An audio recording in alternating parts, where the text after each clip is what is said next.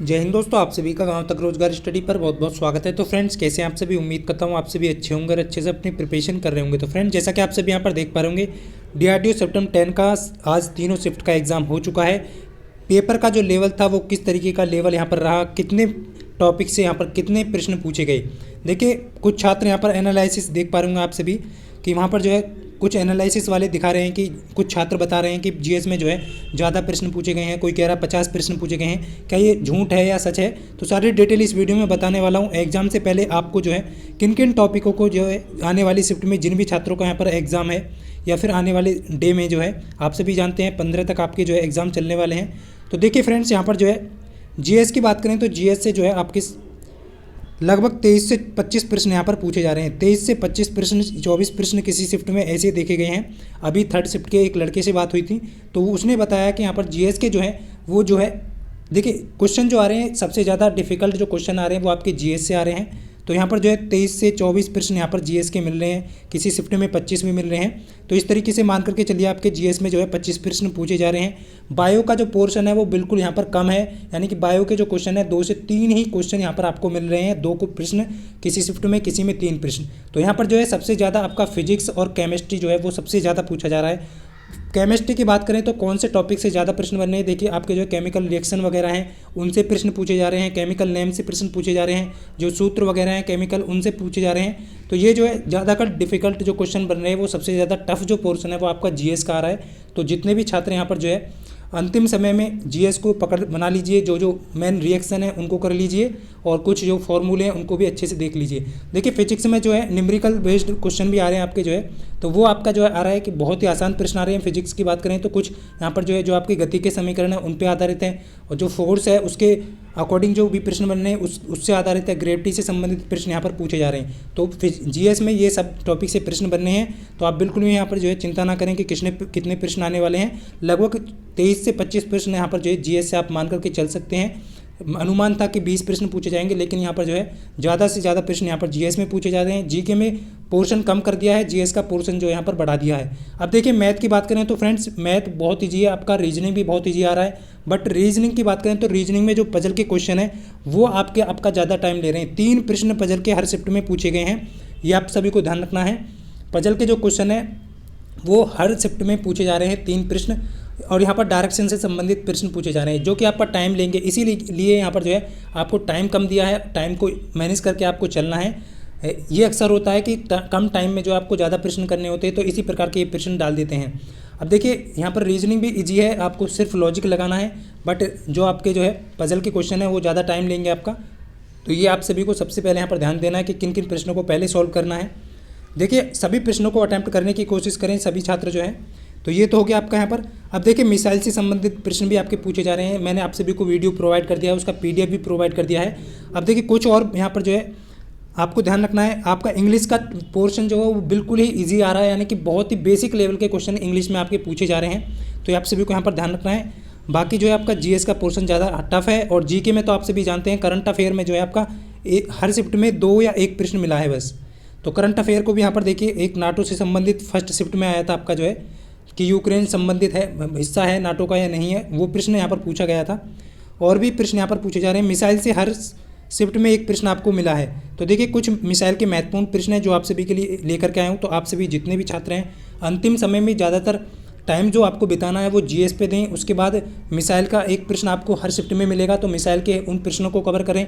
छोटी छोटी जो है आपका देखिए मैथ रीजनिंग के टॉपिक कौन कौन से ज़्यादा प्रश्न बन रहे हैं, तो वो आपका जो है मैं आपको बता दूं, मेंसुरेशन से आपका प्रश्न बन रहा है, आपका जो है एसआई से प्रश्न बन रहा है, और आपका जो है नंबर सिस्टम से कोई भी प्रश्न यहाँ पर नहीं बन रहा है। लगभग थर्ड शिफ्ट का जो स्टूडेंट बता रहा था कि नंबर सिस्टम से कोई यहाँ पर जो है नहीं आया है।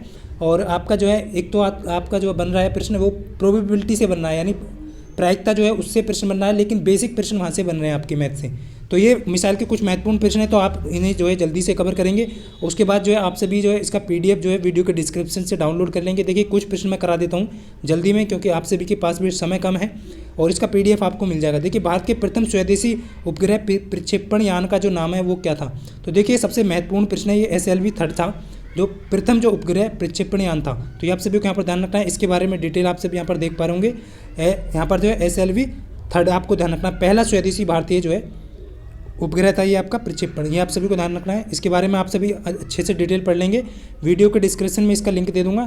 देखिए इसमें जो है आप एक और यहाँ पर दिया गया है कि एमिड सेट इसरो द्वारा प्रक्षेपित किस प्रकार का उपग्रह है, तो ये इंटेलिजेंस उपग्रह है, ये आप सभी को यहाँ पर ध्यान रखना है। बी टाइप का जो है ऑप्शन बी करेक्ट हो जाएगा। और इसे 2019 को जो है सतीश धवन अंतरिक्ष केंद्र से जो है PSLV C-45 से जो है सफलतापूर्वक इसका जो प्रक्षेपण किया गया था, ये आप सभी को यहाँ पर ध्यान रखना है।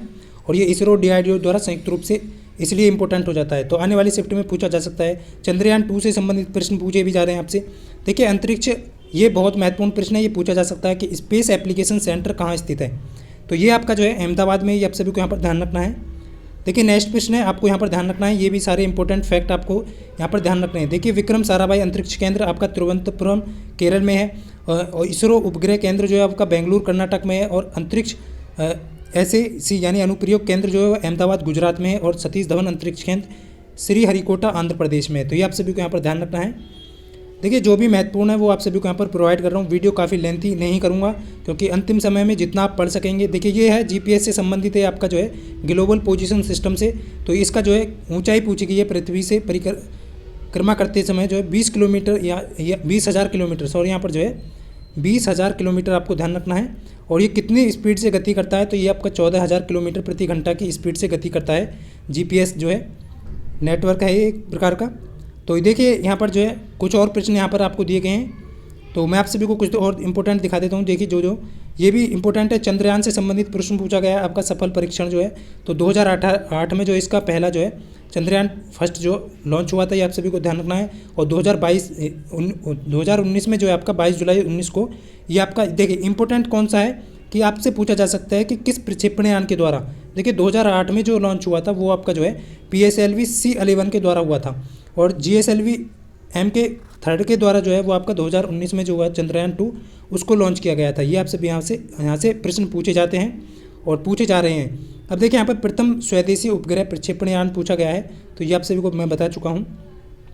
देखिए और भी महत्वपूर्ण प्रश्न है, तो आप सभी को यहाँ पर कर लेने हैं जितने भी प्रश्न हैं, तो आप वीडियो के डिस्क्रिप्शन में आपको लिंक दे दूंगा। देखिए पहला जो उद्यम कौन सा उपग्रह यहाँ पर पूछा गया है भारत का, तो ये आप सभी को यहाँ पर ध्यान रखना है, डी ऑप्शन हो जाएगा, जो कि मंगल ऑर्बिट मिशन होगा आपका 2013 में जो है इसरो द्वारा जो है इसे लॉन्च किया गया था। ये आप सभी को ध्यान रखना है, बहुत ही महत्वपूर्ण है। चंद्रमा पर कदम रखने वाला पहला व्यक्ति, ये भी आपसे पूछा जा सकता है, तो यहाँ पर जो है नील आर्मस्ट्रॉन्ग हो जाएंगे। उसके बाद दूसरे कौन थे, बज एड्रिल करके जो है यहाँ पर जो है हो जाएंगे। तो PSLV का पूर्ण रूप आपसे पूछा जा सकता है एग्जाम में कि पोलर सैटेलाइट लॉन्च व्हीकल जो है इसका पूर्ण रूप है, ये आप सभी को यहाँ पर ध्यान रखना है। इस तरीके से जो है आपके प्रश्न पूछे जा रहे हैं। देखिए वीडियो मैं ज़्यादा टाइम नहीं लूँगा क्योंकि अभी आपका जो है उचित समय है, तो ये आप सभी को यहाँ पर ध्यान रखना है। ये सारा वीडियो जो है मैं आप सभी को जो है वीडियो के डिस्क्रिप्शन में लिंक दे दूँगा, आप सभी वहाँ से जा करके इसे सब कुछ पढ़ सकते हैं। तो फ्रेंड्स ये सारी जानकारी आप सभी को देनी थी। उम्मीद करता हूँ आप सभी को ये जानकारी अच्छी लगी हो तो वीडियो को लाइक करना और अपने सभी दोस्तों के साथ वीडियो को शेयर करना। देखिए अब जो है जितने भी छात्र यहाँ पर जो है तैयारी कर रहे हैं, तो अंतिम समय में जो आपका GS का जो पोर्शन है उसे मजबूत करिए सभी। और आप सभी को जो है एग्ज़ाम की बहुत बहुत बधाई, जितने भी छात्रों का आने वाली शिफ्ट में एग्ज़ाम है, तो एग्ज़ाम से पहले आपको बहुत बहुत शुभकामनाएं। तो मिलते हैं फ्रेंड्स नेक्स्ट वीडियो में, तब तक के लिए सभी को जय हिंद, वंदे मातरम।